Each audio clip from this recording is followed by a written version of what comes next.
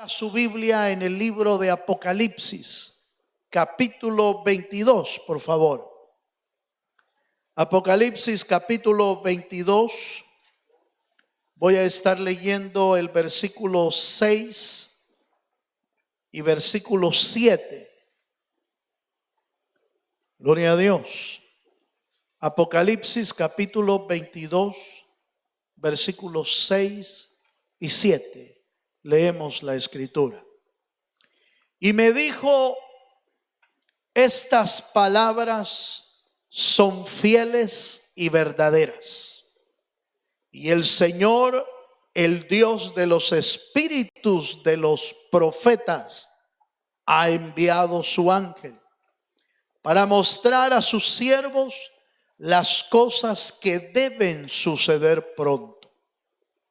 Verso 7. He aquí, vengo pronto. Bienaventurado el que guarda las palabras de la profecía de este libro. ¿Cuántos dicen amén, hermano? La Biblia se explica muy bien sola, y cuando Dios le reveló a Juan, al apóstol Juan, las palabras del libro de Apocalipsis, dejó sellado él en su palabra de que las palabras de Dios son fieles y verdaderas. ¿Cuántos dicen amén? Fieles y verdaderas, dando a entender, hermano, con toda certeza, con toda seguridad, que lo que está escrito en su palabra tiene y tendrá su cumplimiento en el momento estipulado por el Dios de los cielos. La Biblia dice que ningún punto, ninguna coma pasará. El cielo y la tierra pasarán, mas mi palabra no pasará. ¿Cuántos dicen amén? Y en ese sentido podemos encontrar en la Biblia la seguridad y la certeza de que lo que está escrito en la Biblia es verdadero.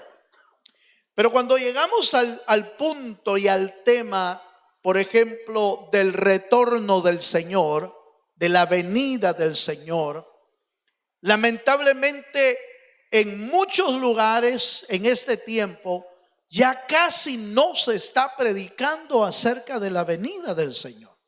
Algunos porque la ven como una tardanza, como la Biblia lo dice. Otros porque lo ven, pero hermano, no es... mejor hablemos de cosas prácticas. Hay iglesias que han tornado su mensaje a cuestiones prácticas, a cómo vivir aquí en la tierra y esto y lo otro. Y puede ser razonable y entendible un tema de cuestiones prácticas, ¿cómo no? Pero nunca podemos dejar a un lado la verdad y la bendita verdad de que Cristo viene pronto y que su pueblo debe de estar preparado. Cuando Jesús dijo: he aquí vengo pronto, quiso dejar como sellado, confirmado, que hace bien el hombre o la mujer que guarda esa esperanza y que guarda esa palabra. Por eso le agregó en el versículo 7, dice: he aquí vengo pronto. Bienaventurado el que guarda las palabras de la profecía de este libro, dando a entender que el hombre y la mujer que creen esa verdad y que creen en esa esperanza se vuelven bienaventurados, es decir, 3 veces benditos del Señor. Todos queremos ser bendecidos, obviamente. No hay nadie al que uno le pueda preguntar y decirle: hermano, ¿usted quiere ser bendecido? Y todos vamos a contestar: sí, hermano, todos queremos ser bendecidos. Pero una de las claves para ser bendecidos por el Señor, bienaventurado del Señor, es guardar su palabra, es creer en su palabra, es atesorar su palabra y esperar su cumplimiento, hermano, como algo importantísimo para el creyente. En la Biblia nosotros encontramos acerca de esta verdad de la venida del Señor algunas actitudes que Dios quiere que nosotros tengamos. No quiere Dios que nos olvidemos de que Cristo viene. No quiere Dios que seamos como olvidadizos de esa verdad, o que lo que pasa en nuestra vida día con día nos haga olvidar esa verdad. La Biblia nos enseña por lo menos 4 actitudes que el creyente debe de tener en cuanto a esta verdad. Y déjeme mostrarle algunas de ellas. Filipenses capítulo 3, versículo 20 nos dice que el creyente debería de estar expectante de esa verdad, expectante de la venida del Señor. Filipenses capítulo 3, versículo 20. Vea lo que la Escritura nos dice acerca de la venida del Señor, pero de la actitud que usted y yo debemos de tener en cuanto a esa verdad. Filipenses 3:20 nos dice: mas nuestra ciudadanía está en los cielos. Oiga esto: de donde también esperamos al Salvador, al Señor Jesucristo. La expresión de donde también esperamos, esa palabrita esperamos, es aquel hermano que está esperando la visita de alguien, la llegada de alguien, y que por supuesto está a la expectativa. Mire, cuando alguno de nuestra familia sale, sea la esposa, sea el esposo, o sean los hijos, y andan fuera haciendo algún mandado, algún trabajo, y uno sabe que van a regresar, cuando les toma la noche, obviamente uno se queda como a la expectativa. ¿A qué horas va a venir? Primero Dios, no le vaya a pasar nada en el camino. Y uno está como pendiente de la hora, ¿va? Ya son las 9 y ya son las 10 y no ha venido. Y entonces los famosos teléfonos de hoy que nos tienen comunicados, pero de cuestiones rapidísimas, va un primer texto, luego un segundo texto, luego una llamada, pero uno está como a la expectativa y esperando su regreso. ¿Por qué? Número 1, porque es una persona que amamos. Número 2, porque para nosotros es una persona sumamente importante. Y 3, quizás deseamos que su llegada sea sin ningún obstáculo, que no vaya a haber algo que lo detenga. Yo diría que el creyente es llamado en este pasaje y en muchos otros pasajes, el creyente es llamado a estar a la expectativa de la venida del Señor. Por supuesto, es la venida del Señor y quizás usted y yo no vamos a estar viendo la hora, ¿va? No vamos a estar, no, ya son las 9 y no ha venido el Señor. Quizás no estaremos así, pero la invitación de Dios para los creyentes es estar como esperando que el Señor venga en cualquier momento del día. Como esperando: Señor, yo necesito estar preparado para cuando tú vengas.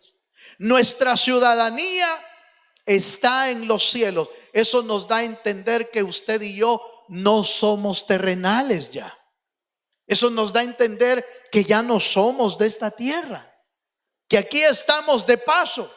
El apóstol Pedro dice: somos peregrinos y extranjeros en esta tierra. Somos advenedizos, dice, como temporales en esta tierra. Por lo tanto, si usted y yo somos con ciudadanía celestial, nuestra esperanza es que nuestro Salvador aparezca en el cielo en cualquier momento. ¿Cuántos dicen amén? El apóstol Pablo, en la carta que le hizo a Timoteo, da a entender que él había estado esperando la venida del Señor, porque dice: yo sé que solo me falta que el Señor me corone, me dé mi corona, pero no solo a mí, dice, sino a todos aquellos que aman la venida del Señor. Como dando a entender, el creyente debe de estar expectante de que Cristo viene pronto. ¿Cuántos dicen amén? Por supuesto, el diablo se ocupa a veces de darnos argumentos que hacen desmayar esa esperanza. Pero aquellos hombres lo esperaban y no vino. ¿Desde cuándo vengo oyendo que Cristo viene pronto y no ha venido? Y usa argumentos el diablo en nuestra contra para hacernos desmayar la esperanza. Pero los que aman al Señor debemos estar esperándolo todos los días. ¿Cuántos dicen amén, hermano? ¿Cuántos dicen amén?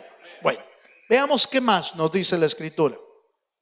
Acompáñenme a otro versículo, a Apocalipsis capítulo 22, pero en el versículo 20.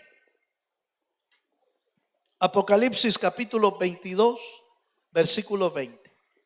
La primera actitud entonces es: Señor, estamos esperándote, estoy a la expectativa.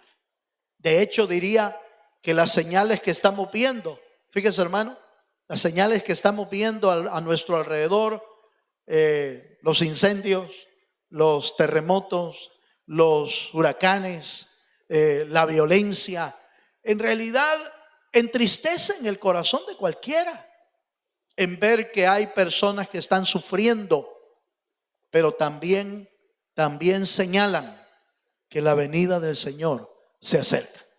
Y en ese sentido no nos alegramos de los eventos que están sucediendo, porque hay calamidades y hay sufrimiento en las personas, por lo tanto no nos alegramos de eso, pero sí nos señalan que Cristo viene pronto. ¿Se anima a darle un fuerte aplauso al Señor? Si se anima.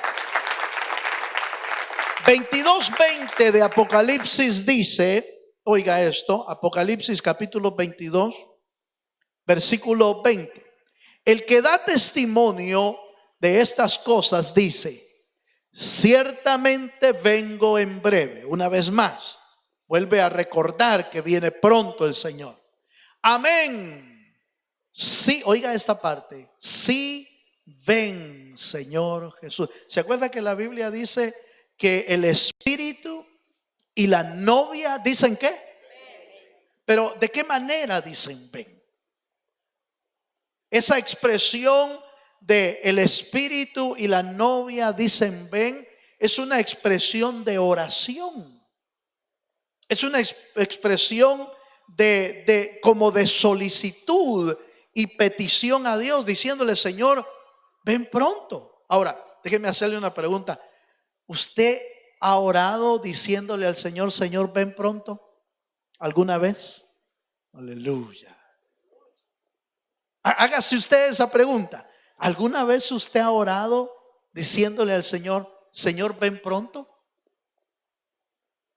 ¿Sabe por qué no es muy común esa oración? ¿Sabe por qué no es muy común esa oración en los creyentes? Porque todavía estamos muy arraigados a la tierra. Todavía pensamos que al decirle al Señor: Señor, ven pronto, pensamos de inmediato: ¿y mis hijos? ¿Y mi esposa? ¿Y mi casa? Aleluya. ¿Y mi trabajo? ¿Y qué va a ser de fulano? O sea, de alguna manera, cuando consideramos nuestra oración: Señor, ven pronto, como que inmediatamente lo asociamos con el final de nuestra vida. ¿Sí? El final de nuestra vida, el final de la vida de muchos. Y eso, en lugar de ser como una oración con alegría, podría convertirse como en una oración de tristeza. Dice: yo por eso mejor no le pido eso. Algunos porque no nos queremos ir todavía, aleluya. Algunos otros porque pensamos en el familiar amado y decimos: no, pero ¿y si no están preparados todavía? Pero note, por favor, el creyente debería de tener en su oración: Señor, ven pronto. Aleluya. Yo no sé si usted se va a animar de aquí en adelante a hacer una oración de ese tipo, o lo va a seguir pensando: no, yo yo mejor, algunos, los jóvenes dirían, pero no me he casado, aleluya. Pues no he tenido familia. No, yo todavía quiero estar aquí. Es en nuestra naturaleza todavía arraigados a la tierra, todavía arraigados a lo natural, a lo que vivimos continuamente. Pero en realidad, el creyente debería de vivir diciéndole: Señor, ven pronto, Señor. El Espíritu y la novia dicen: ven, Señor Jesús. ¿Y quién es la novia? ¿Usted recuerda quién es la novia? Bíblicamente es la iglesia. La novia de Jesucristo es la iglesia con la que el Señor se va a casar y van a estar juntos por la eternidad. Por lo tanto, hermano querido, aunque no lo veo muy contento, bendito sea el Señor, su oración y mi oración debería de ser: Señor, ven pronto. Deberíamos estarle pidiendo al Señor: Señor, yo me estoy preparando, cuando tú quieras venir, yo estoy listo. Esa debería de ser nuestra oración. Amén. Bueno, sigamos un poquito más. ¿Qué otra actitud deberíamos de tener?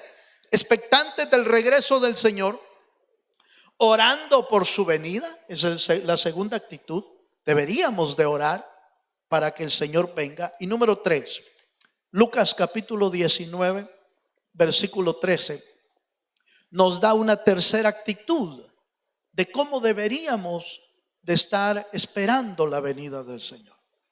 Lucas capítulo 19, versículo 13.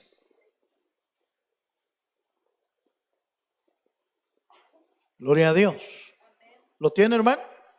Dice la Escritura: y llamando a 10 siervos suyos, les dio 10 minas, y les dijo: negociad entre tanto que que vengo. En otras palabras, ocupados en las cosas de Dios hasta que el Señor venga. Ocupados en las cosas del Señor. Le dijo a uno de sus siervos, le dio 10 minas. ¿Para qué le dio eso? Para trabajar en la obra del Señor, para estar ocupados. Hermano Isauro Bielman dice, hay un dicho de él que pues lo he oído por años y nunca se me olvida, porque mientras más ocupados estamos en las cosas de Dios, menos tiempo tenemos para pecar. Es una realidad. No lo está asociando con la venida del Señor, lo está asociando con la vida diaria del cristiano. Y menciona el hecho de estar ocupados en las cosas que Dios nos ha dejado haciendo aquí. Nos permite alejarnos del pecado, nos permite estar distantes del pecado. ¿Por qué? Porque mientras más ocupados estamos, hermano, no nos queda tiempo. Usted se ha dado cuenta cuando usted ha estado ocupado en los quehaceres del hogar, quehaceres del trabajo, y ha estado tan ocupado que no le quedó ni tiempo de comer a veces. No le quedó tiempo de comer, no le quedó tiempo de esto. Y uno dice, ni sentí el día. No me alcanzó las 24 horas del día. Estuve tan ocupado que no me quedó tiempo para hacer muchas otras cosas, porque estuvimos ocupados. ¿Qué quiere Dios que usted y yo estemos haciendo mientras el Señor viene? Hay otra escritura de cuando el Señor le da a sus siervos un encargo y le dice: mientras yo voy lejos, el Señor se fue lejos y le dijo a sus siervos que estuvieran atentos de su propiedad, de sus bienes, y los dejó atendiendo a la hacienda, los dejó atendiendo a sus otros siervos. Y dice la Escritura: bienaventurado el siervo cuando su Señor venga, lo encuentre haciendo así. así como trabajando, haciendo lo que nos han dejado hacer aquí en la tierra. Una de las verdades que usted y yo debemos de tener muy en cuenta es que si ya nos salvó el Señor, si ya nos rescató el Señor del pecado y somos salvos ya en el Señor, ¿para qué nos dejó aquí? Aleluya. ¿Para qué nos dejó? Si ya somos salvos, pues nos dejó haciendo algo en su obra. A uno le dio un talento, a otro le dio 2 talentos, a otro le dio 4 talentos o 5 talentos. Y cuando su Señor vino, el que tenía 5 lo multiplicó, el que tenía 2 lo multiplicó. Pero usted recuerda la historia, el que tenía 1 lo fue a enterrar. Y cuando su Señor vino, le dijo: siervo malo y negligente, por lo menos lo hubieras dado al banco para que ganara intereses. Y por cuanto no lo trabajaste, entonces hasta lo que tienes te será quitado y le será dado al que tiene más. Oiga eso, hermano. Entonces, en otras palabras, hermano, mientras esperamos la venida del Señor, no nos crucemos de brazos ante la obra del Señor.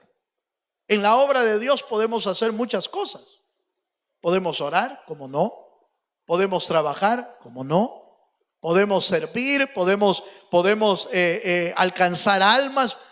Hay de toda clase de servicio en la obra del Señor. Y mientras Él viene, nosotros necesitamos estar ocupados. ¿Cuántos dicen amén? Amén, hermano. Bueno, vamos un poquito más. Vayamos un poquito más a la Escritura y veamos una cuarta actitud de los creyentes. Vayamos a una cuarta actitud. Segunda de Timoteo, capítulo 4, por favor. Segunda de Timoteo, capítulo 4. Voy a estar leyendo a partir del versículo 7.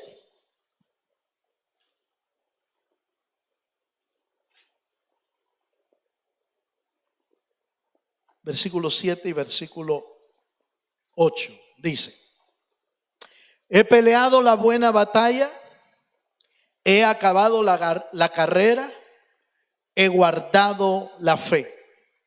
Por lo demás, me está guardada la corona de justicia, la cual me dará el Señor juez justo en aquel día. Y no solo a mí, sino también a todos los que aman su venida. ¿Cuántos dicen amén?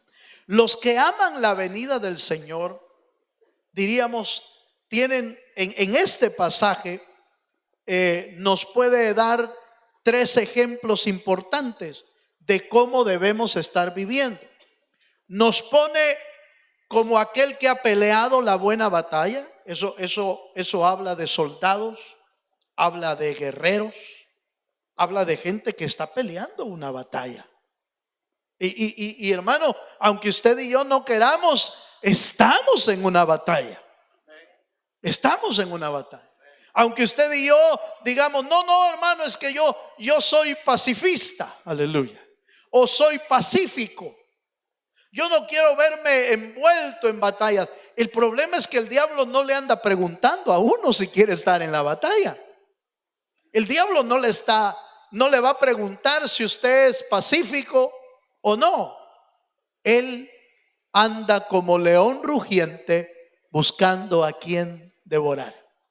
La Biblia dice en Efesios capítulo 6 que nuestra lucha no es contra carne ni sangre, sino contra potestades, principados, gobernadores, huestes de maldad en las regiones celestes. Nuestra lucha, dice el apóstol Pablo. Y lo envuelve a uno en la batalla, lo envuelve en la lucha y no nos pregunta si queremos.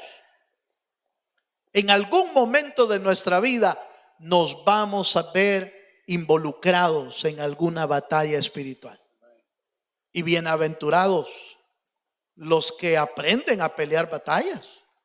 Bienaventurados los que luchan como un soldado de Jesucristo. Pablo le dice a Timoteo que sea un buen soldado de Jesucristo. Entonces, mire pues, ¿cómo debemos aguardar la venida del Señor? Peleando la buena batalla, sabiendo que hay batallas que tenemos que pelear, pero recuerde, no estamos solos en esta batalla. En esta batalla, el gran yo soy, el poderoso, va delante de nosotros. Y la Biblia dice, si Dios con nosotros, ¿quién contra nosotros? Dele un fuerte aplauso al Señor Jesucristo. ¿Cuántos dicen amén, hermano? Entonces note por favor, pero dice también, he peleado la buena batalla, he acabado la carrera. Y entonces nos introduce a la figura de que en el evangelio es como una carrera de un atleta. Es como aquellos que van corriendo. Yo no sé si usted ha tenido la oportunidad de ver carreras. Hace poco vi un video de alguien que iba corriendo y decía el video algo interesante. No celebres antes de llegar a la meta. Y en el video venían corriendo unos y por supuesto el que iba adelante tenía una buena ventaja. Pero resulta que antes de llegar a la meta se puso como a celebrar. Levantó las manos y empezó a saludar. Iba corriendo siempre.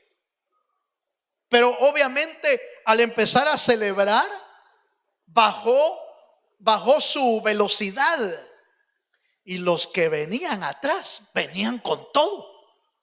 Entonces, a punto de cruzar la línea, el que venía en segundo lugar lo logró sobrepasar en cuestión de segundos. Y se ve todavía en cámara lenta, se ve como el pie del segundo entra primero. Y el que venía celebrando hace este gesto. Perdió. Como diciendo, no, yo soy el ganador. No es justo que este gane. Pero se descuidó en la carrera. Empezó a celebrar antes de tiempo. Creyó que la carrera ya estaba ganada para él.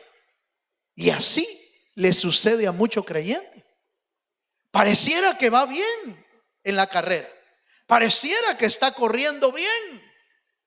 Pero un momento de descuido, un momento de celebración le puede quitar la medalla de la victoria.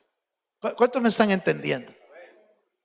Por eso la vida de un atleta, la vida de alguien que corre, tiene que ver con despojarse del peso, despojarse de las cosas del mundo. No comen igual, tratan de tener un peso saludable, y un montón de restricciones, entrenamientos, velocidad, pesas y esto y lo otro. Hermano, se toman todo el tiempo para prepararse. ¿Nos estamos preparando nosotros para esta carrera? El apóstol Pablo dice, he peleado la buena batalla, he acabado la carrera. Note que esas palabras son de un hombre que está terminando en la meta. Su vida está a punto de ser sacrificada, dice en el versículo 6. Eso quiere decir, estaba sentenciado a muerte el apóstol Pablo en Roma. Estaba a punto de morir y miraba la muerte como el final de su carrera aquí en la tierra, pero como el inicio de la vida eterna con Dios. Aún la muerte el apóstol Pablo la veía como una ganancia. Como una ganancia. ¿Por qué? Porque sabía que había peleado la buena batalla. ¿Cuántos dicen amén, hermano? ¿Cómo quiere Dios que nosotros vivamos mientras el Señor viene?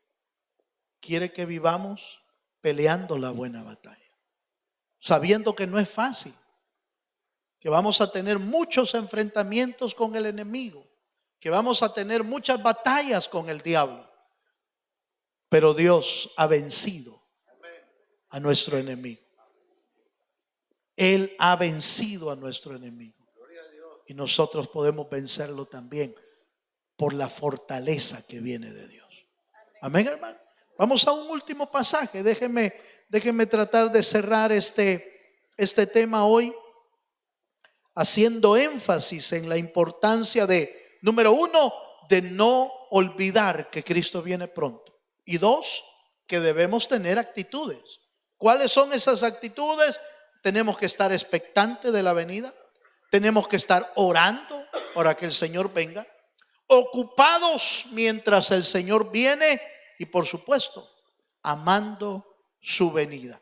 Primera de Corintios capítulo 1, versículo 7. Encontramos otro pasaje ahí importante. Primera de Corintios capítulo 1, versículo 7. ¿Lo tiene, hermano? Dice: de tal manera que nada os falta en ningún don, esperando la manifestación de nuestro Señor Jesucristo. Me interesa la primera parte del versículo. De tal manera que nada os falta en ningún don, esperando. Fíjese que da a entender el apóstol Pablo, da a entender que los que están esperando la manifestación del Señor deberíamos haber completado en nuestra vida los dones que Dios tiene para nosotros. ¿Se acuerda que Romanos y Corintios, Romanos 12 y Corintios 12 hablan acerca de los dones espirituales? Y los dones espirituales son los que adornan la vida del creyente. El apóstol Pablo da un equilibrio de la vida cristiana. Habla de dones y habla de frutos. Gálatas habla de fruto del Espíritu. Y el creyente se logra complementar, se logra equilibrar la vida cristiana, recibiendo de los dones de Dios en su vida y aflorando los frutos del Espíritu que Dios quiere que nosotros tengamos. El fruto del Espíritu es amor, paz, benignidad, templanza, mansedumbre. 9 frutos que hacen que el creyente esté bien adornado por el Espíritu. Déjeme planteárselo de esta manera. Cuando un árbol está cargado de fruto, ¿qué impresión le da, hermano? Cuando usted ve un árbol cargado de fruto, lo primero que dice es: qué bonito está ese árbol, mire cómo está cargado de fruto. Mire, da la impresión de llenura, da la impresión de hermoso, da la impresión de mucho fruto en su vida. Así es la vida del cristiano. Cuando el fruto del Espíritu de Dios aflora en nuestra vida, usted puede notar la vida de un hombre o de una mujer con paz, con mansedumbre, con templanza, con paciencia, con amor. Eso es la vida de un creyente, hermano, fructífero en Dios. Y por supuesto, se ve hermoso o se ve hermosa. Un creyente o una hija de Dios con el fruto de Dios se ve pleno, se ve frondoso, se ve fructífero. Y entonces el apóstol Pablo, hablando de los dones, dice que no les haga falta ningún don, esperando la manifestación y la venida de nuestro Señor Jesucristo. Hermano, la vida del creyente mientras el Señor viene debería de ir creciendo y fructificando la vida del Espíritu en nosotros cada día. ¿Cuántos dicen amén? O sea, no, en otras palabras, se lo voy a plantear de otra manera. No es posible que después de tanto año en el Evangelio no se mire ningún fruto de Dios en nosotros. No es posible. No puede ser. Porque lo que Dios hace, lo hace bien. Cuando Dios creó a toda la creación de la tierra, y vio Dios que era bueno cuando terminaba de crear. Decía, y vio Dios que era bueno. ¿Hace cuánto tiempo el Señor nos alcanzó para ser salvos? ¿Hace cuánto tiempo el Señor nos alcanzó para ser redimidos de Dios? Algunos tendrán 2, 5, 10, no sé cuántos tenga. Pero lo importante es que a medida que el Señor nos alcanzó hace tiempo, el fruto de Dios debe de empezar a verse en nosotros. Debemos volvernos un árbol fructífero en Dios. ¿Cuántos dicen amén? Algo así como el árbol del Salmo capítulo 1, que en realidad está hablando de creyentes, no está hablando de árboles físicos. Bienaventurado el hombre que no anduvo en consejo de malos. Y el versículo 3 dice, será el hombre bienaventurado. Será como árbol plantado junto a corrientes de agua, que da su fruto a su tiempo, que su hoja no cae y todo lo que toca prospera. Ese es el árbol que Dios está buscando. Árboles de justicia con fruto de Dios. Mientras el Señor viene, hermano, revisemos si estamos dando fruto o no. Y termino con aquel versículo. ¿Se recuerda aquel versículo que dice, árbol que no da fruto? ¿Qué dice, hermano? Eso lo dice la Biblia, no lo digo yo. Árbol que no da fruto será cortado y echado al fuego. ¿Qué es lo que nos está dando a entender? Nos está dando a entender que los frutos de los creyentes deben de ser visibles, deben aflorar en nuestra vida para ser considerado un hombre o una mujer con los frutos de Dios. Pongámonos de pie un momento. Así debemos estar esperando la venida del Señor. Que no se nos vaya el tiempo, que no se nos vaya el tiempo en otras cosas, sino a la expectativa de que Cristo el Señor viene pronto. ¿Quiere levantar sus manos un momento conmigo para orar? Padre, gracias, Señor. Gracias te damos, Señor, esta noche. Esta noche que recordamos